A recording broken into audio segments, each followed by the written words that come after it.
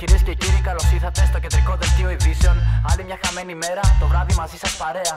Να δούμε πρώτα τις υποθέσεις του ξηρού, τις σχέσεις μετά τις καταθέσεις, του ΣΥΡΙΖΑ τις θέσεις, το Νόρμαν του και ακόμα πολιτική. Τυχόνια δημοσκοπήσεις, χιόνια, γιορτινά σαλόνια. Είναι το σοου το να μην μιλάς, σημαντική κίνηση της Ελλάς. Δολοφονεί, μετά ξεχνάς, γυρνάς πίσω στους δρόμους. Τους ίδιους συναντάς, τους ίδιους προσκυνάς. Στα αφεντικό γελάς, στην κάμερα κοιτάς, μιλάς.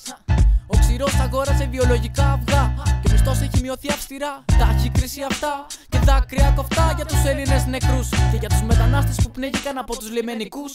Μην το σκέφτεσαι, εδώ γελάμε, έχουμε γιορτές, διαλέξε δώρα. Πάρε φόρα, έρχονται εκλογές, έρχονται βιτρίνες ζωντανές. Και αντί για κούκλες νεαρές και καλή δουλειά τις Κυριακές. Απλήρωτες υπερορίες, κοινόφελεις θητείες, χαμηλές θερμοκρασίες. Στο ευρώ, με τήρηση συμφωνιών από τα πλήρωτα μεροκάματα των εργατών στο κυνηγή χαμένων μαγισσών. Διαδηλώσεις, επεισόδια, πιο κάτω μη βγαίνεις έξω. Στη TV έρχονται έτοιμα στο πιάτο, μην την ψάχνεις. Αυτό είναι το στυλ. Γράψε σατυρικές ατάκες στο φουμπού προφίλ. Επαναστάτησε με δόσεις, εξεγέρσους στις εκπτώσεις. Οι πολιτικοί αλήτες, αλλά μιλάς με ασφαλίτες. Λαμόγια στη Βουλή, τα παιδιά σου πατσοσχολεί. Ρατσιστική χολή, τηλεθεατές είστε νεκροί. Τηλεθεατές είστε νεκροί.